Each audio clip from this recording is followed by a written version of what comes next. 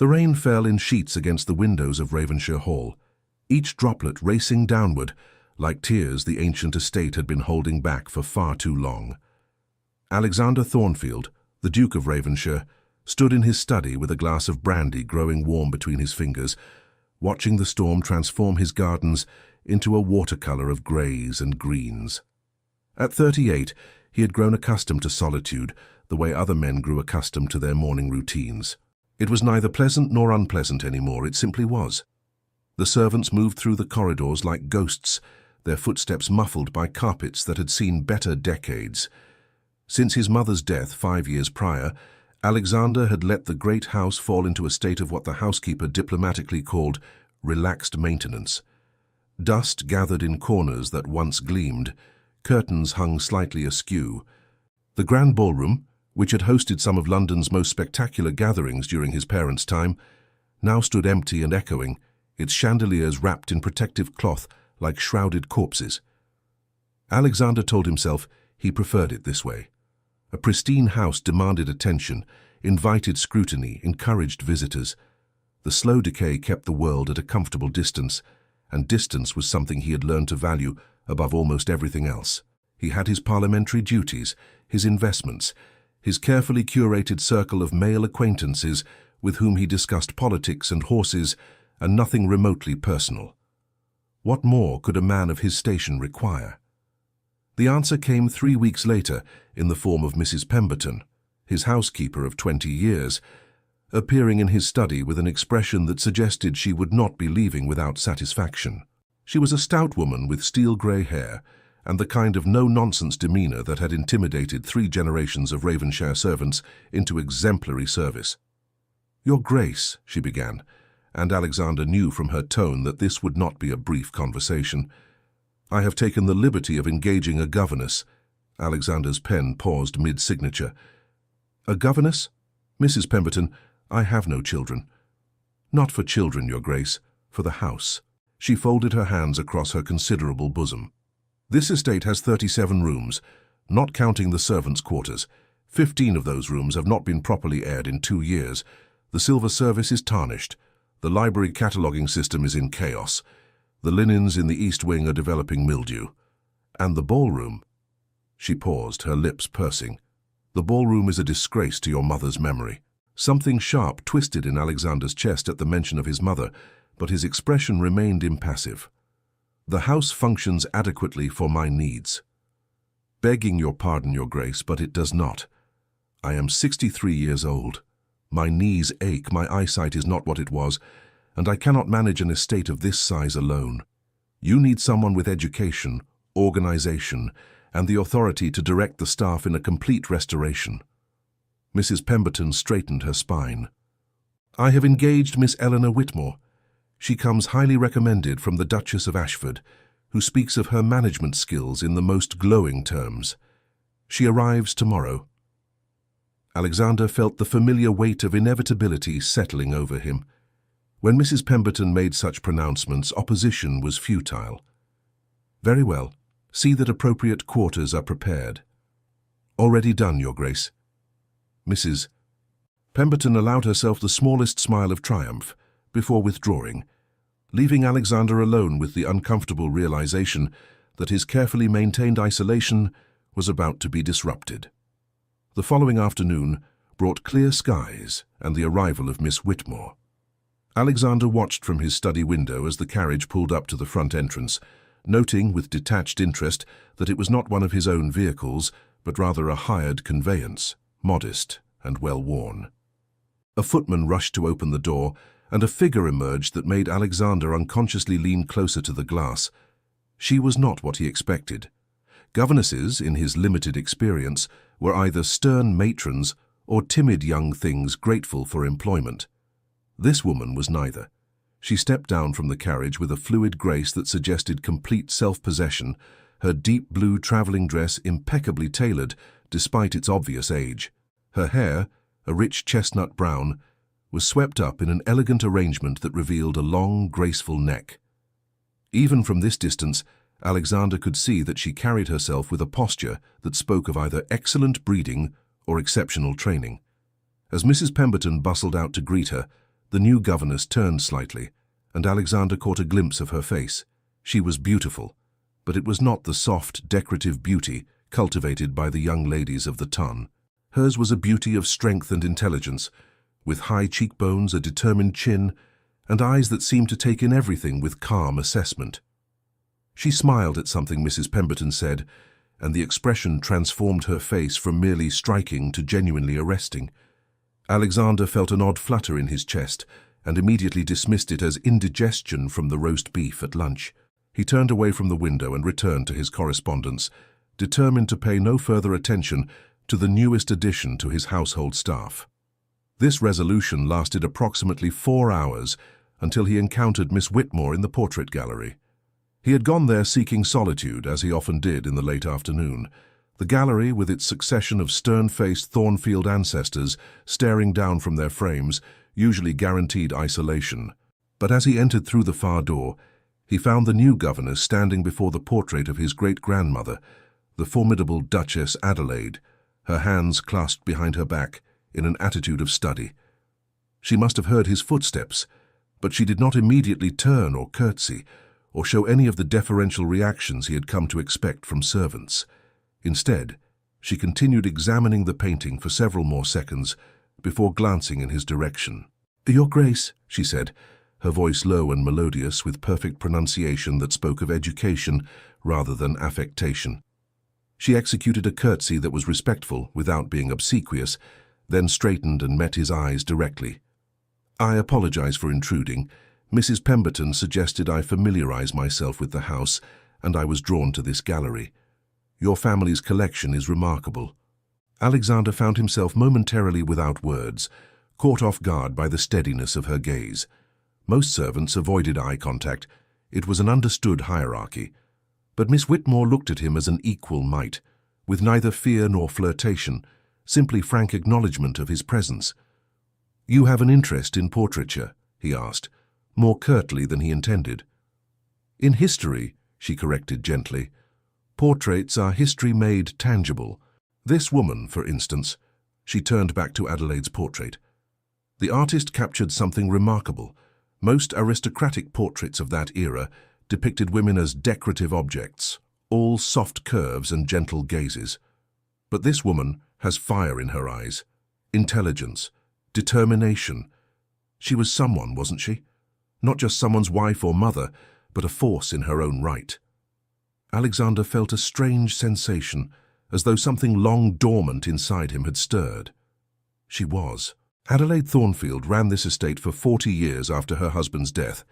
She increased the family fortune threefold, established schools for the tenant farmers' children, and reportedly told King George II to his face that his agricultural policies were ruinous to the countryside.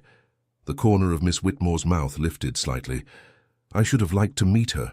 "She would have liked you," Alexander said, then immediately wondered why he had said something so personal to someone he had known for less than 5 minutes. He cleared his throat. "Mrs. Pemberton informs me you come highly recommended." The Duchess of Ashford was generous in her praise. "I managed her household in Bath for 3 years before she relocated to her son's estate in Scotland. She no longer required my services, but was kind enough to provide references." "And before the Duchess?" Something flickered across Miss Whitmore's face, too quick for Alexander to identify. "Various positions. I have been employed in household management since I was 19. "You have no family?" "No, Your Grace."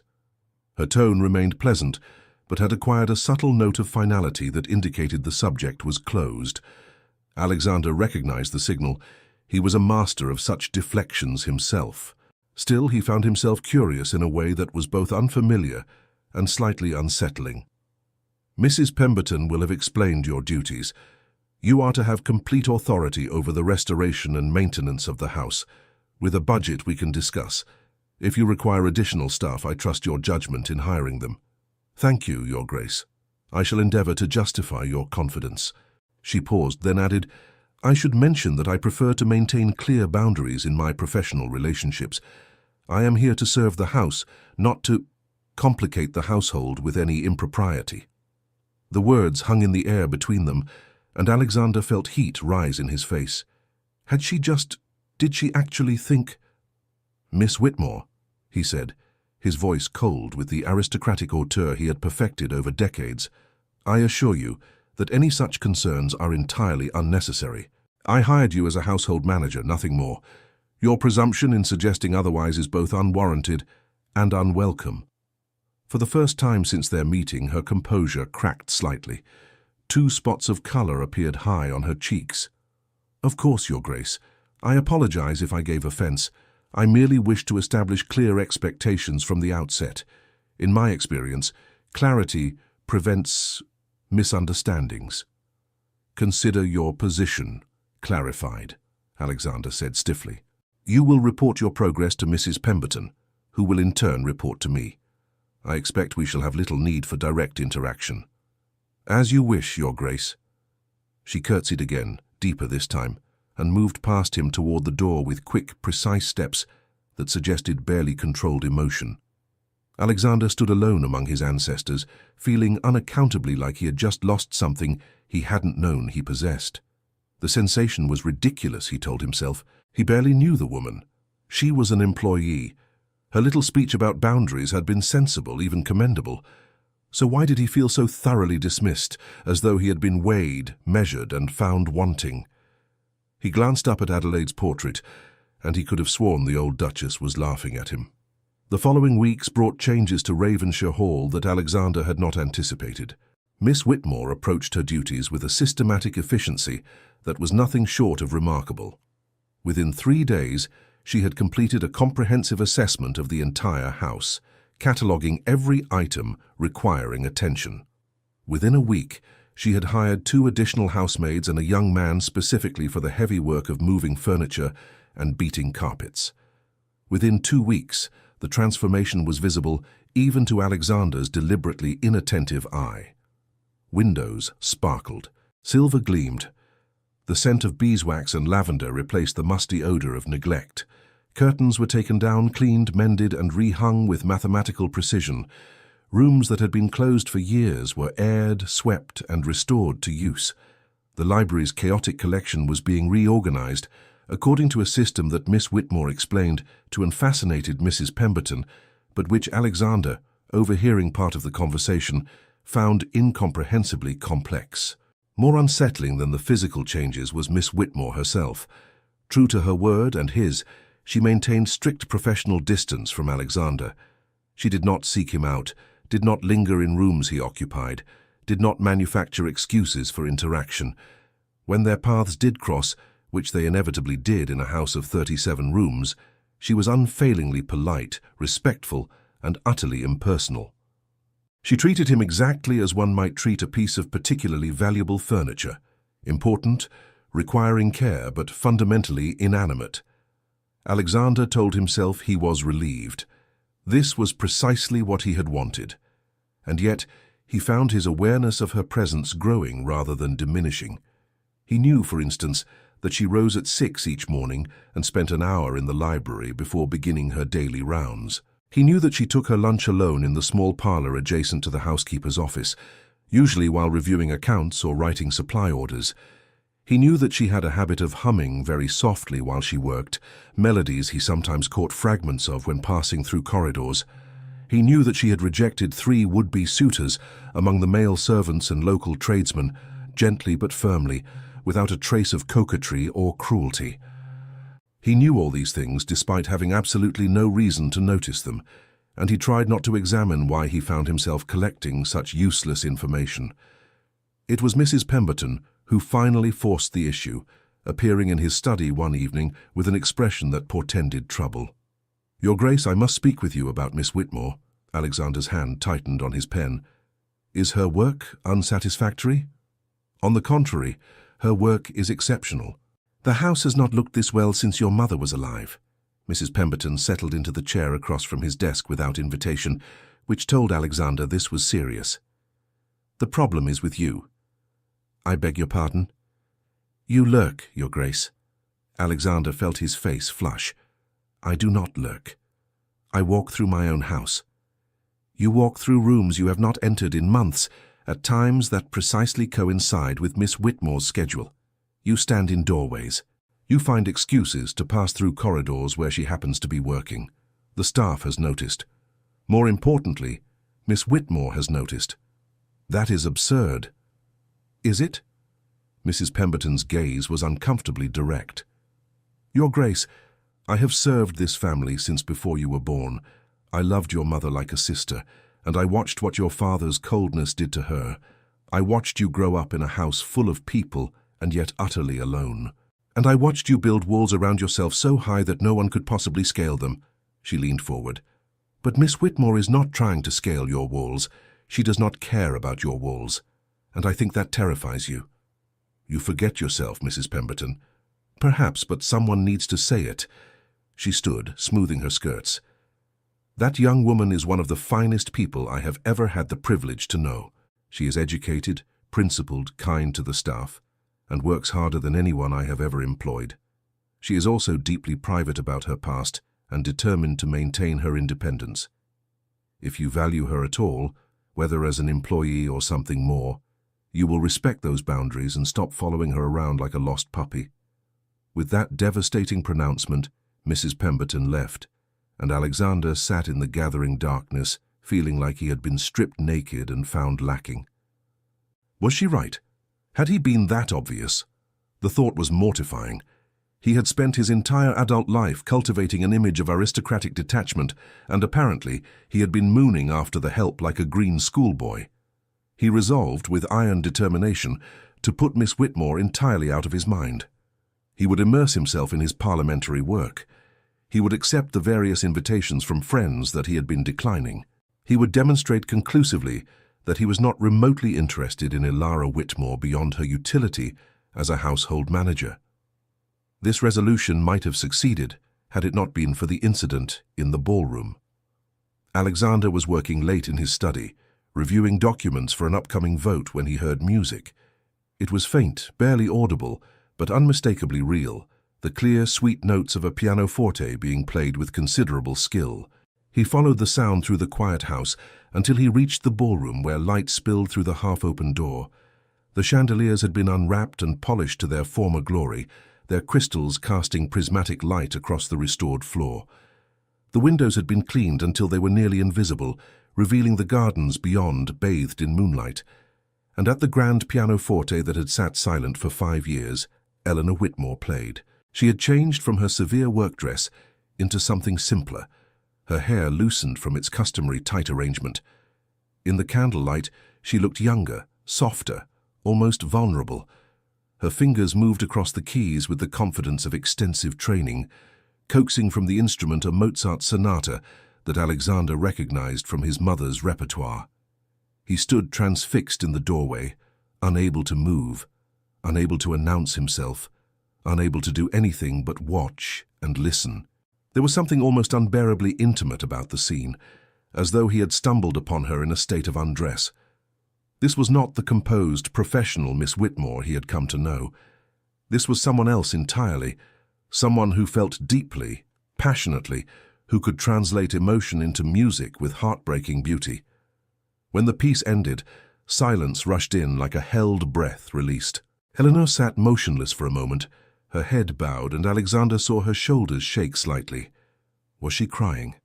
He should leave. He knew he should leave. This was a private moment, never meant for his observation.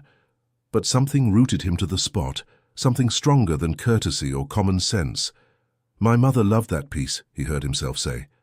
Eleanor started violently, spinning on the piano bench to face him, her hand flying to her throat. In the candlelight, he could see that her eyes were indeed wet with unshed tears. "Your Grace, I did not hear you. I apologize. I should have asked permission before—" "No." He stepped into the room, moving carefully as one might approach a startled deer. "No apology necessary. I had forgotten the pianoforte was even here. I did not know it still played." "It needed tuning," she said, her composure visibly returning with each word.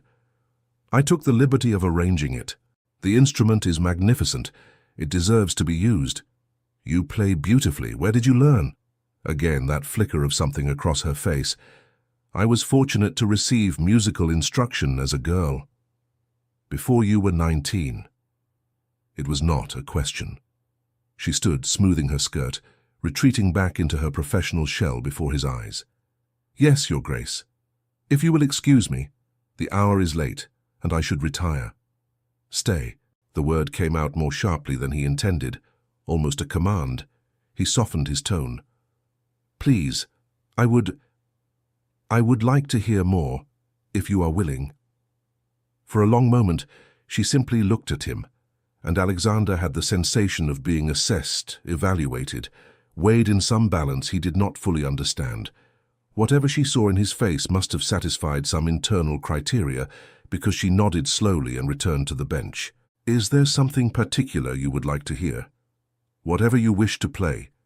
She chose Beethoven this time, the Moonlight Sonata, and Alexander lowered himself into one of the chairs that lined the ballroom walls to listen. As the haunting melody filled the space, he watched her face, seeing emotions flicker across it like shadows cast by a flame: sorrow, longing, something that might have been regret. The music spoke of things unspoken, feelings too complex for words, and Alexander felt an answering ache somewhere deep in his chest.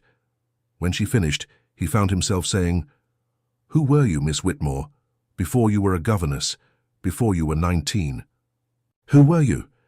She turned to face him fully, her hands folded in her lap, and for the first time since their initial meeting, she looked at him not as a duke or an employer, but simply as another human being who might possibly understand. "I was foolish," she said quietly. "I was a girl who believed in love and promises and happy endings. I was wrong about all three." "What happened?" She rose from the bench and walked to the windows, gazing out at the moonlit gardens. "What always happens when a young woman of limited means falls in love with a man above her station? He made promises he never intended to keep. I believed him. When the inevitable betrayal came, I was left with nothing. No family, no prospects, no reputation. I was fortunate that the Duchess of Ashford needed a companion and was willing to overlook whispered scandals.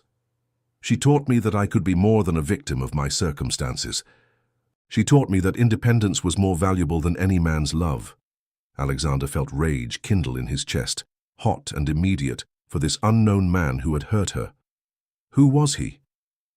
It does not matter now. It was a lifetime ago.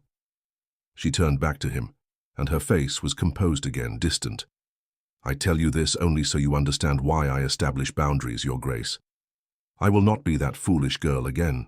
I will not sacrifice my hard-won security for any man, regardless of his title or his intentions. I came to Ravenhshire Hall to work, to be useful, to maintain my independence. That is all I want. That is all I can allow myself to want. And if I wanted more—" The words escaped before Alexander could stop them, before his rational mind could intervene with all the very sensible reasons why he should absolutely not say such a thing. Eleanor's expression shifted to something that might have been sadness or pity, or perhaps both. "Then I would have to leave, Your Grace, because what you want is impossible. You are a duke. I am a governess of questionable background. Even if I were fool enough to forget that reality, society would not.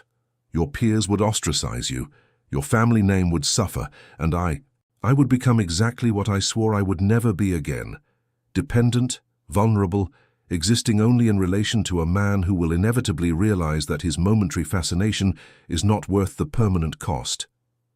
You do not know that. I know that you have lived 38 years with every privilege, every advantage, every door open to you simply because of your birth. You have never been powerless. You have never been truly alone."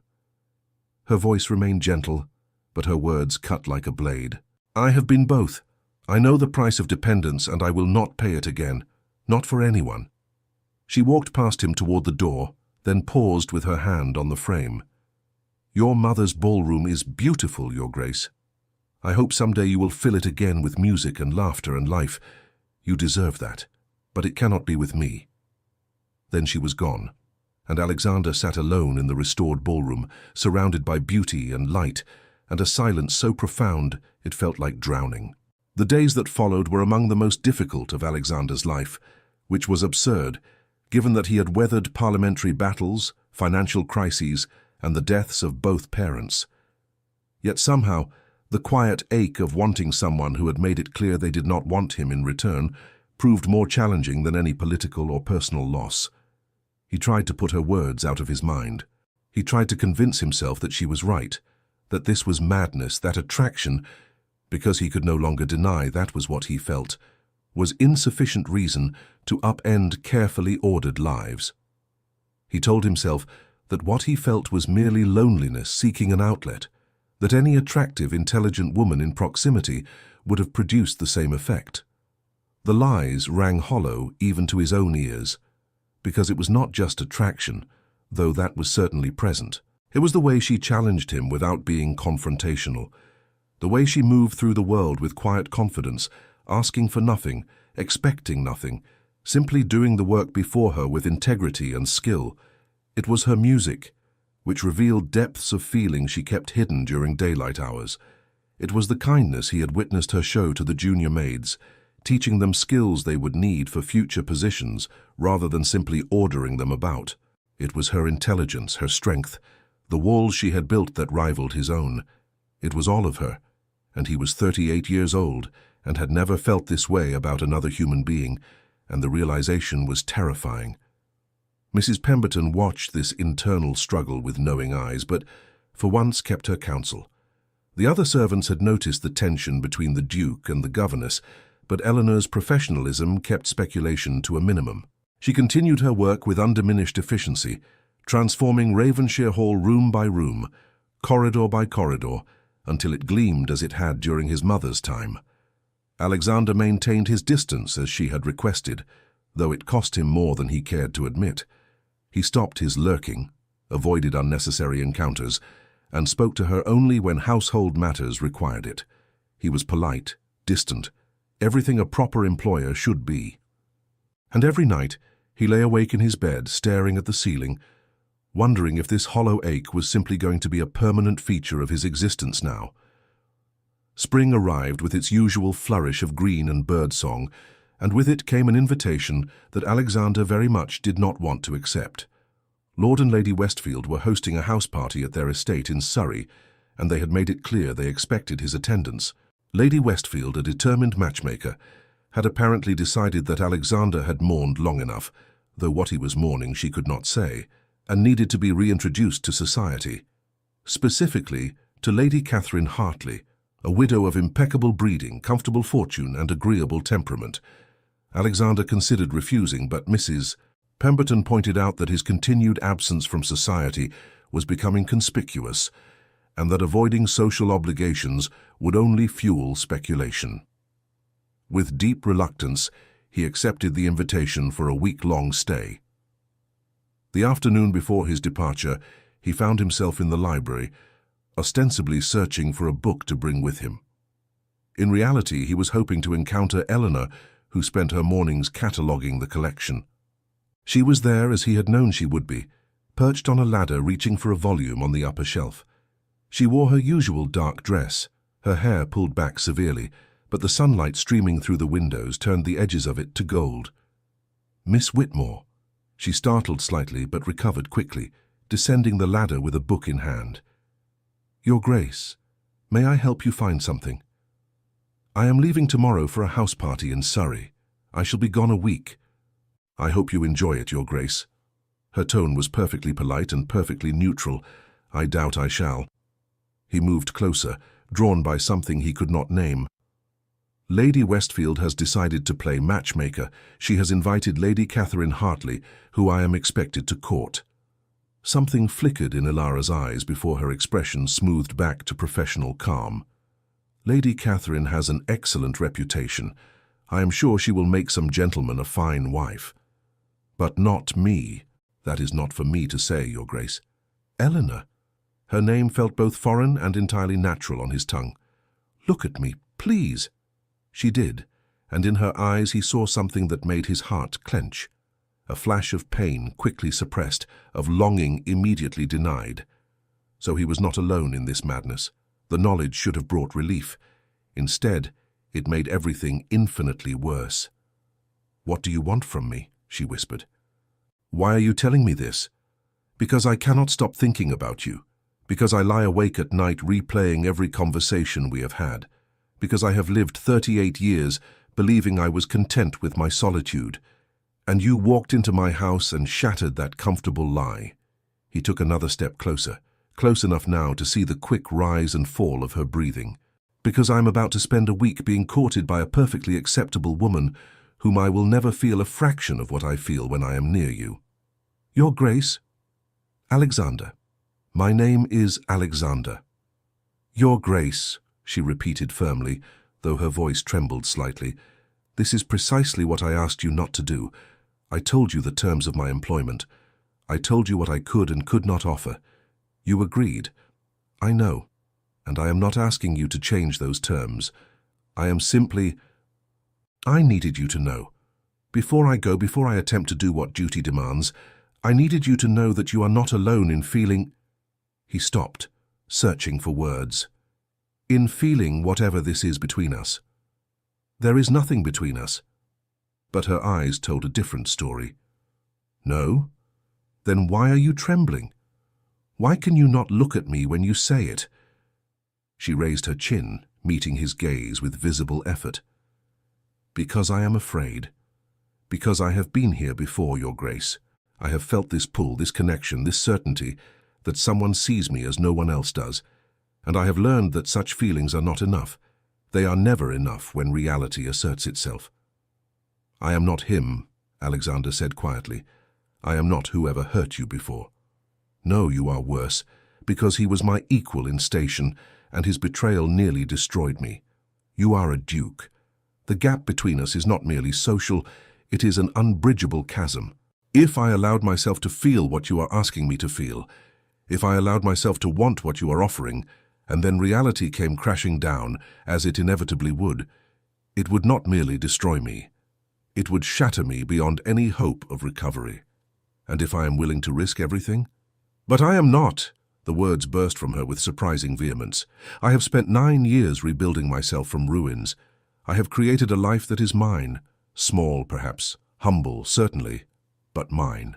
I answer to no one. I depend on no one. I am beholden to no one. That is worth more to me than any passion, any connection, any love. Because I know what it is to have nothing, and I will not return to that position for anyone."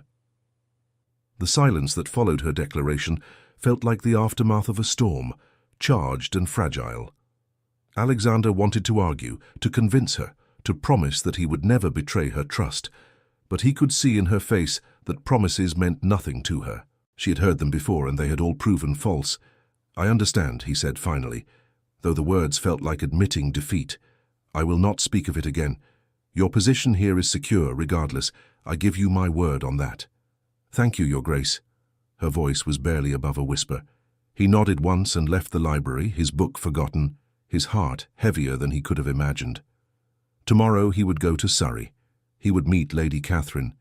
He would do his duty and attempt to move forward with his life, according to the rules of his station and society's expectations. And he would try, however futilely, to forget the way Eleanor Whitmore looked in sunlit libraries, the way her music could break his heart, the way she had made him feel alive for the first time in years. The house party at the Westfield estate was everything Alexander had expected and dreaded.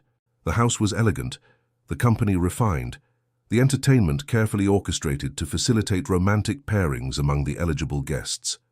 Lady Catherine Hartley was indeed everything Lady Westfield had promised.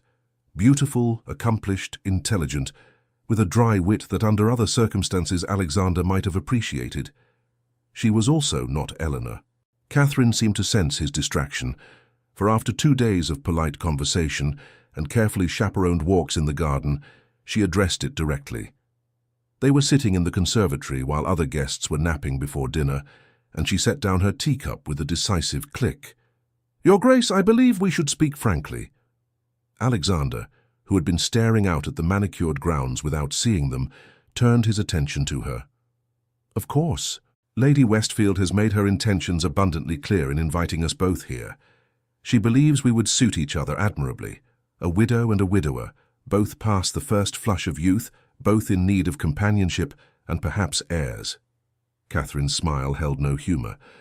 "What she has failed to notice is that you are utterly uninterested in me, and I confess I find you pleasant, but not particularly compelling." Despite himself, Alexander felt a smile tug at his lips. "You are refreshingly direct, Lady Catherine. I find that life is too short for anything else." She leaned forward slightly. "More to the point, you are clearly in love with someone else. You have that haunted look about you, the one that suggests your body is here but your heart and mind are miles away. Who is she?" Alexander considered deflecting, then realized there was no point.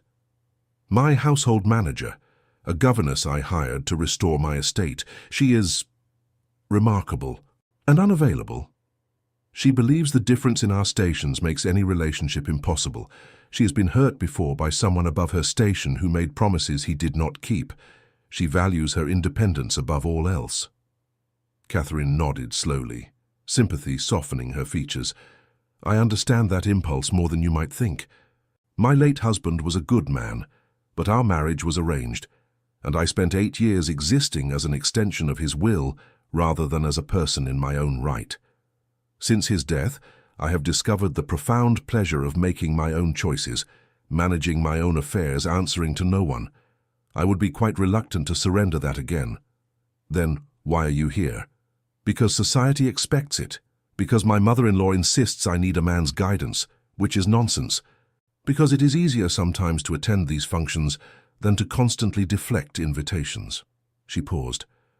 "And perhaps because I hoped I might find someone who understood that a marriage of equals is possible, even within our rigid social structure. But I do not think you are that person, Your Grace. I think you are already spoken for, whether the lady in question will admit it or not." "She will not, and I have promised to respect her wishes." "How noble." Catherine's tone was dry. "And how entirely unsatisfying for all parties involved. Your Grace, may I offer some unsolicited advice from one who has navigated the treacherous waters between duty and desire? Please. Society's rules exist to perpetuate society's power structure. They benefit those already in power and keep everyone else in their assigned places. You, as a duke, have more latitude to bend or even break these rules than almost anyone in England.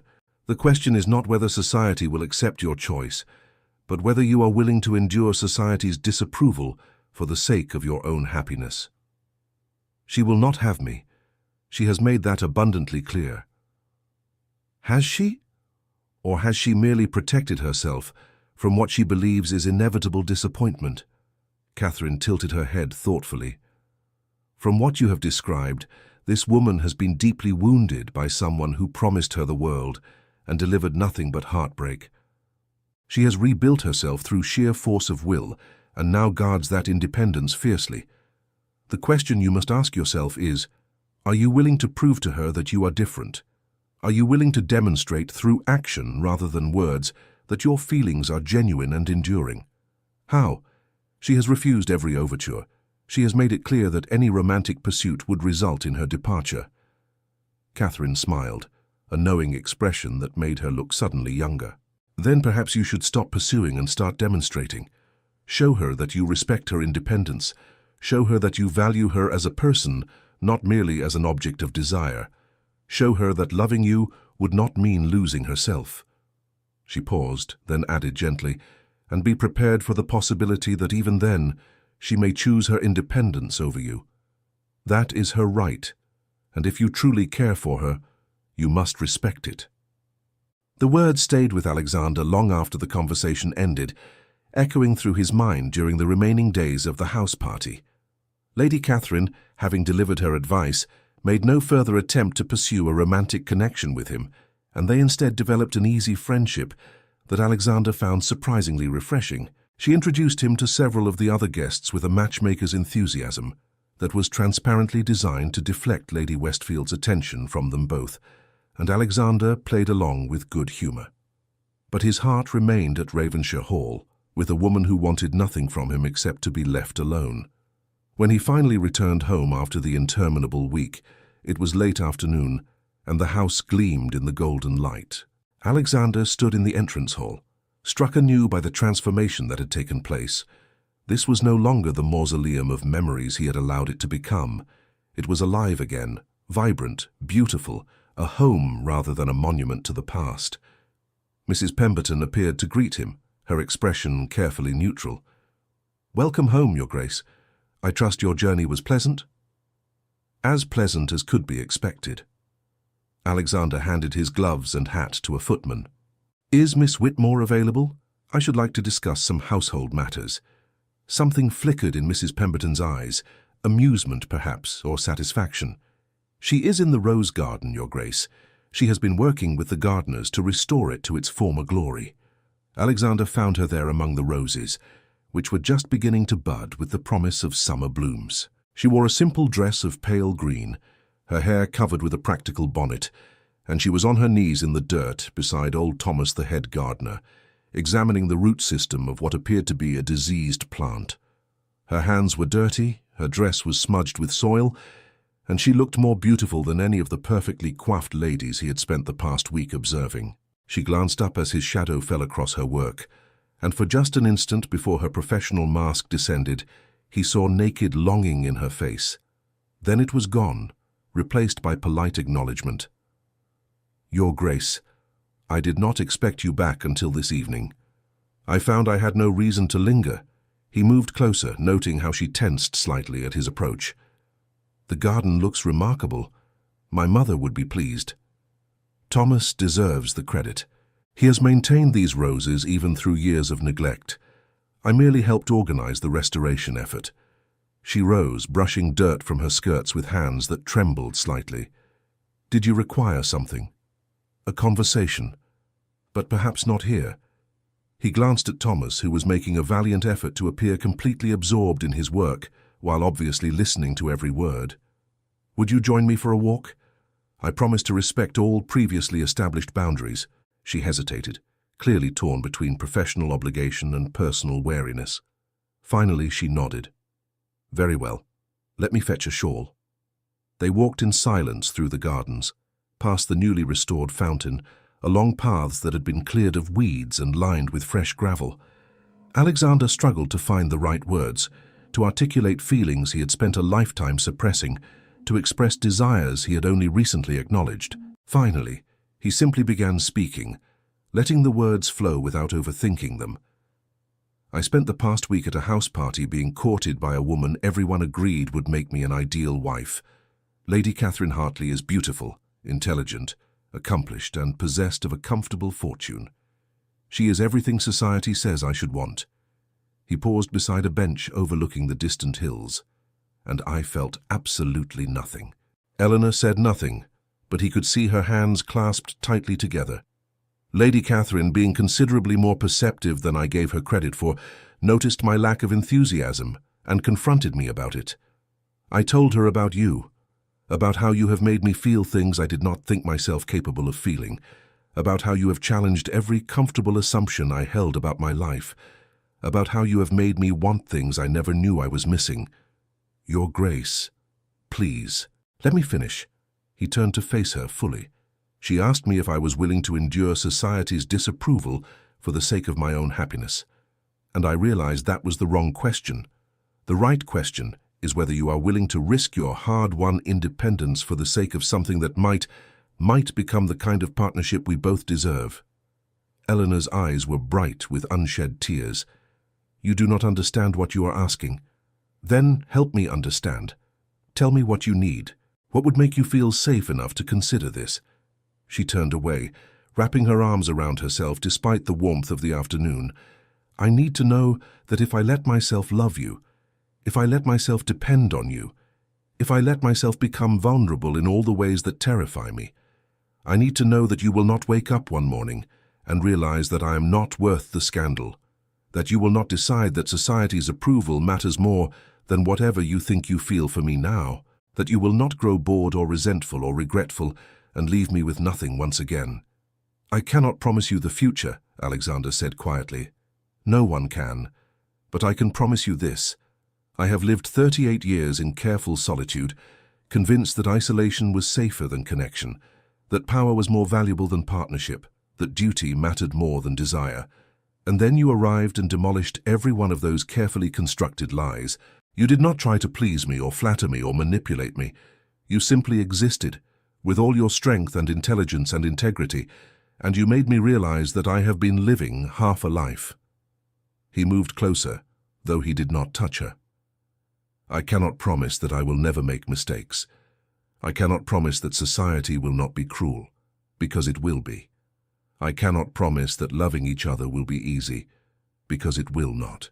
But I can promise that I will spend every day proving to you that you are worth more to me than any title, any estate, any social standing. I can promise that I will fight for you, for us, with every resource at my disposal. And I can promise that if you choose your independence over me, I will respect that choice, however much it breaks my heart. The silence that followed felt eternal. Eleanor stood with her back to him, her shoulders shaking, and Alexander waited, barely breathing, for her response. When she finally turned, tears were streaming down her face, but her expression held something he had not seen before: hope, fragile and tentative, but unmistakable. "I am so tired," she whispered. "I am tired of being afraid. I am tired of being alone. I am tired of denying what I feel, because what I feel is dangerous." She took a shuddering breath. "But I am also terrified, Alexander. I am terrified of being hurt again.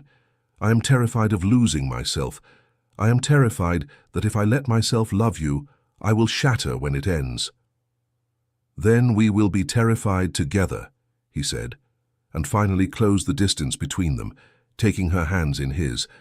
They were still dirty from the garden, calloused from work, trembling with emotion. They were the most beautiful hands he had ever held. "We will be terrified and brave and foolish and hopefully very, very happy. You are a duke," she said, but her voice held less conviction now. "And you are the woman who made me want to be more than a title, who made me want to be worthy of being loved, not merely obeyed or respected or feared." He raised one of her hands to his lips, pressing a kiss to her knuckles. "Marry me, Eleanor. Not because society expects it or duty demands it, but because I cannot imagine spending the rest of my life without you, because you have shown me what it means to truly live, and I want to spend every remaining day learning more." She laughed through her tears, a sound that was part joy and part disbelief. "You are insane. This will be the scandal of the decade. Your peers will be horrified." "Your family?" "My family is dead, and my peers' opinions matter considerably less to me than your happiness." He cupped her face in his hands, wiping away tears with his thumbs. "Say yes, Eleanor. Say yes, and let me spend the rest of my life proving that some promises are worth keeping." For a long moment she simply looked at him, searching his face for any sign of insincerity or doubt. Whatever she saw there must have satisfied her, because her expression softened into something radiant and terrifying and absolutely beautiful. "Yes," she whispered. "Yes, I will marry you. And if you break my heart, Alexander Thornfield, I will haunt you for the rest of your days." I would expect nothing less. And then he kissed her, there in the garden his mother had loved, surrounded by roses just beginning to bloom, and felt something inside him that had been cold and dormant for years finally wake into life. The scandal, when it broke, was indeed spectacular. The Duke of Ravenhshire, one of England's most eligible bachelors and wealthiest peers, marrying his household governess. Society was predictably appalled. Invitations dwindled. Whispers followed them everywhere. Several of Alexander's acquaintances made their disapproval abundantly clear, some through cutting remarks and others through complete social ostracism. Alexander found he did not care in the slightest. Lady Catherine Hartley, true to her unconventional nature, was one of the first to call upon them after the engagement was announced, bringing with her a wedding gift and a wicked smile. "You see," she said to Alexander, "I told you that you had the power to choose happiness over approval. I am delighted to see you took my advice." Mrs. Pemberton wept openly at the news, then immediately began planning the wedding with military precision. "Your mother would have loved her," she told Alexander one evening, and he knew it was true. Adelaide Thornfield, who had told a king to his face that he was wrong, would have absolutely approved of Eleanor. The wedding itself was smaller than what would have been expected for a duke. Eleanor had insisted on that, wanting genuine well-wishers rather than society hangers-on, but it was beautiful. They married in the small chapel on the Ravenhshire estate, with flowers from the restored gardens and music played on the pianoforte that Eleanor had brought back to life. The Duchess of Ashford attended, along with Lady Catherine and a handful of other friends, who had proven themselves willing to prioritize people over propriety. On their wedding night, as they stood together in the ballroom that Eleanor had restored, Alexander pulled her into a waltz even though there was no music except what they could hear in their hearts. "Do you regret it?" he asked as they moved across the floor. "The scandal, the whispers, the cut from society?" Eleanor looked up at him with eyes that held no shadows, only certainty. "How can I regret the best decision I have ever made?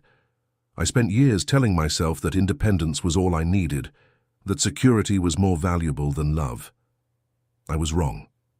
This—" She gestured around them, then placed her hand over his heart. "This is what I needed. Partnership, equality.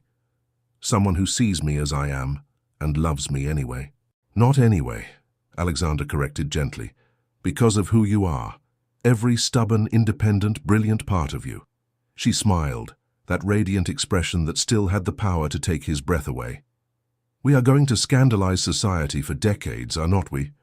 "I certainly hope so." He spun her in a dramatic turn that made her laugh, the sound echoing off the walls of the ballroom. "After all, we have set a precedent. We have shown that dukes can marry for love, that social boundaries are not as immovable as everyone pretends, that happiness matters more than propriety. You have become quite the revolutionary, Your Grace." "Only because I had an excellent teacher." He pulled her closer, no longer concerned with proper distance or appropriate behavior. "One who taught me that the walls we build to protect ourselves can become prisons if we are not careful. One who showed me that real strength lies not in isolation, but in the courage to be vulnerable with someone who will cherish that vulnerability rather than exploit it." Eleanor rested her head against his chest, and they swayed together in silence for a moment, content simply to be close. Finally she said, "I was so afraid. For so long I was so afraid of being hurt again that I almost let fear rob me of this, of us. But you did not. You were brave enough to risk it. We both were." "No," she said, looking up at him with sudden intensity. "You were brave enough to wait, to give me time, to prove through actions rather than words that your feelings were genuine. Most men would have given up, or become angry, or tried to force the issue. You simply waited, and in waiting you gave me the space to discover that I could trust you, that I could trust myself again." Alexander felt his throat tighten with emotion. "You are worth waiting for. You are worth everything." They danced until dawn began to lighten the sky, alone in their ballroom, lost in each other and the future they would build together. And when they finally retired to their chambers, not separate rooms as propriety would have once demanded, but a shared suite that Eleanor had designed herself, they went as equals, as partners, as two people who had found in each other something neither had known they were seeking. The years that followed were not without challenges. Society's disapproval gradually softened but never entirely disappeared. There were those who refused to acknowledge Eleanor as a duchess, who whispered about her unsuitable background, who made cutting remarks designed to wound. But Alexander and Eleanor faced each slight together, drawing strength from each other, building a life that was entirely their own. They opened Ravenhshire Hall to anyone who valued substance over status, creating a salon of sorts where artists, writers, reformers, and thinkers could gather without concern for rigid social hierarchies. Eleanor used her position to advocate for better working conditions for domestic servants, establishing standards that other households gradually adopted. Alexander found himself drawn into social reform efforts he had previously ignored, seeing inequality through his wife's eyes and finding he could no longer tolerate injustice simply because it did not directly affect him. They had children, 3 daughters who inherited their mother's intelligence and their father's stubbornness, and one son who displayed early talent for music that made Eleanor weep with joy. Alexander discovered that fatherhood suited him far better than he had imagined, that teaching his children to think for themselves and value people over titles was infinitely more satisfying than perpetuating the rigid expectations he had grown up with. On their 10th anniversary, as they sat together in the library where they had argued and confessed and finally found understanding, Eleanor looked at him with an expression of contentment that made him glad he had lived to see it. "Do you know what I realized today?" she asked, setting aside the book she had been reading. "What? That I have been happy. Not occasionally, not in fleeting moments, but consistently, deeply happy. For years now." She reached for his hand. "I spent so long believing that happiness was something that happened to other people, that I was too damaged or too practical or too afraid to deserve it. And then you showed me that happiness was not something external to be found, but something we create together, day by day, choice by choice." Alexander brought her hand to his lips. "You taught me the same thing. I thought I was content in my solitude, that I had made peace with loneliness. But contentment is not the same as joy, and peace is not the same as fulfillment. You showed me the difference." "We saved each other," Eleanor said softly. "No," Alexander corrected with a smile. "We found each other. There is a difference. You were never someone who needed saving. You had already saved yourself, rebuilt yourself into someone extraordinary. But you allowed me to stand beside you, to be your partner in building something even better than what either of us could have created alone." She leaned against him and they sat in comfortable silence, watching the fire burn low in the grate. Outside, their children were playing in the gardens that Eleanor had restored and expanded, their laughter drifting through the open windows. Inside, the house that had once been a monument to loneliness had become a home full of love and life and possibility. "Do you ever regret it?" Eleanor asked, though her tone suggested she knew the answer. "The scandal, the social ostracism, the difficulties we faced? Never. Not for a single moment." Alexander pulled her closer. "How could I regret the best decision I ever made? Society said I could have any woman, and they were wrong. I could not have any woman. I could only have you, the one woman brave enough to challenge me, honest enough to be herself, strong enough to risk everything for love, despite having every reason to protect her heart. You are not any woman, Eleanor. You are the only woman. You always were." She turned to kiss him, a gentle press of lips that still held the power to make his heart race even after a decade of marriage. "And you are the man who proved that promises could be kept, that love could be trusted, that I did not have to choose between independence and partnership. You showed me that the right person does not diminish you but amplifies everything that makes you who you are." "We were both so afraid," Alexander mused, "so convinced that opening ourselves to love meant opening ourselves to inevitable pain. We almost let fear win. But we did not." Eleanor smiled, that radiant expression that still took his breath away. "We chose courage instead. We chose each other. And we chose to believe that some things, some people are worth the risk." As darkness fell and the children were called in for supper, Alexander and Eleanor remained in their library, surrounded by books and memories and the life they had built from bravery and stubbornness and love. They had scandalized society, challenged conventions, and proved that happiness could not be dictated by title or status or rigid social expectations. They had simply loved each other, imperfectly, honestly, with all the courage they could muster. And in doing so, they had created something infinitely more valuable than social approval, a partnership of equals, a marriage of true minds, a love that had transformed them both.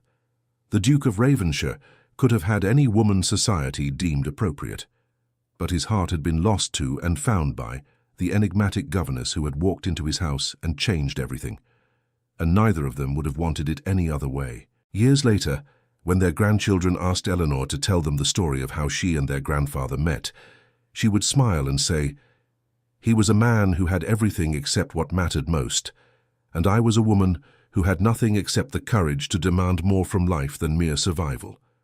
Together, we discovered that love is not about possession or dependence or losing yourself in another person. It is about two people choosing, every single day, to build something beautiful together. It is about respect and partnership, and the kind of trust that must be earned and re-earned with each passing season. Your grandfather gave me the space to be myself, and in doing so, gave me the freedom to love him without fear. That is the greatest gift anyone can offer another person, not the promise to complete them, but the promise to stand beside them as they become fully, magnificently themselves." And Alexander, overhearing from the doorway, would add, And your grandmother taught me that walls built to protect us can become prisons that isolate us, that true strength comes from vulnerability, and that the bravest thing a person can do is risk their heart one more time even after it has been broken. She taught me that love is not about rescuing or being rescued, but about two imperfect people choosing each other and doing the daily work of making that choice real and meaningful. Their grandchildren would listen with wide eyes, absorbing a love story that had nothing to do with fairy tales and everything to do with the messy, complicated, beautiful reality of two people who had found each other against all odds and refused to let society's expectations diminish what they had built together. The transformation that love had wrought in both Alexander and Eleanor was evident to anyone who knew them well. Alexander, who had once moved through life with the careful detachment of someone afraid to feel too deeply, now laughed freely at dinner parties, debated passionately about social reform, and was known to embarrass his children by dancing with his wife in the middle of the garden when a particular song struck his fancy. The cold, distant Duke that society had once known had been replaced by a man who understood that vulnerability was not weakness, but the foundation of genuine connection. Eleanor, for her part, had blossomed from a woman who guarded every word and gesture into someone who spoke her mind with eloquence and conviction. She had discovered that true independence was not about refusing all help or connection, but about choosing when and how to be interdependent with others. She sat on charitable boards, wrote essays about household management and women's education that were published in progressive journals, and became known throughout the county as someone who could be counted on to speak truth, even when it was uncomfortable. Their partnership became a model for their children, who grew up watching their parents negotiate disagreements with respect, celebrate each other's successes with genuine joy, and support each other through difficulties with unwavering loyalty. The children learned that marriage could be a meeting of equals, that love could coexist with individual ambition, and that the strongest bonds were forged not in easy times, but in how couples navigated challenges together. There were moments, of course, when the old fears resurfaced, times when Eleanor would wake in the night, gripped by anxiety that this happiness was temporary, that Alexander would one day realize he had made a terrible mistake. Times when Alexander would overhear a cutting remark about his wife's origins and feel rage kindle in his chest, followed by worry that perhaps he had been selfish in asking her to endure society's cruelty. But they had learned to voice these fears to each other, to bring them into the light where they lost their power to fester and destroy. "I am afraid sometimes," Eleanor confessed one night as they prepared for bed, her voice quiet in the darkness. "Afraid that I do not deserve this, that some cosmic accounting will demand payment for so much happiness."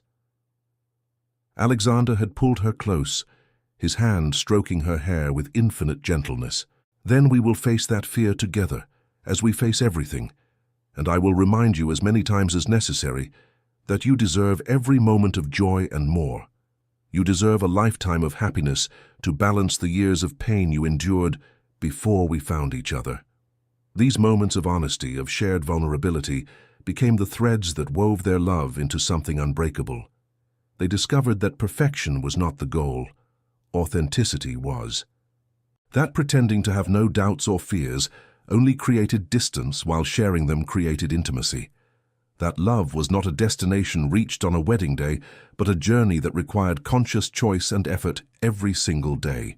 On their 25th anniversary, Alexander commissioned a portrait of them both, not in formal aristocratic pose, but as they truly were, Eleanor with ink-stained fingers from her writing, Alexander with dirt on his boots from working alongside the tenant farmers, both of them laughing at something only they found amusing.